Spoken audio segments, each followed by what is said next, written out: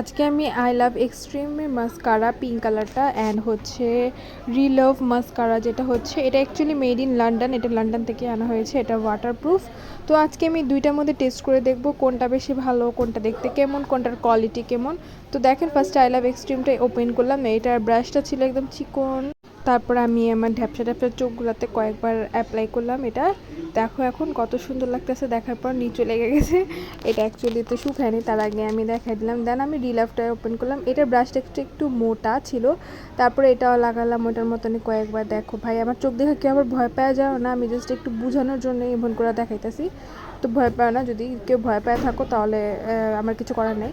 তারপরে এটা দেখানোর পর আমি আবার সেকেন্ডবার আবার অ্যাপ্লাই করলাম। দেখো এটা কত সুন্দর, ওয়াও! আমার কাছে এটা এত ভালো লাগলো, আমার মনে হচ্ছিল এটা আমি 100কে 100 দিব। এটা দেখো, এটা ইউজ করার পর মনে হচ্ছিল যে একটা ডল লুকের আই লাগতেছিল। তারপর আমি ওটা রিলাভটা যখন ইউজ করলাম, দেখো এটাও পুরো ন্যাচারাল। যাদের ন্যাচারাল পছন্দ তারা আমি বলবো রিলাভ মাস্কারাটা ট্রাই করতে পারো।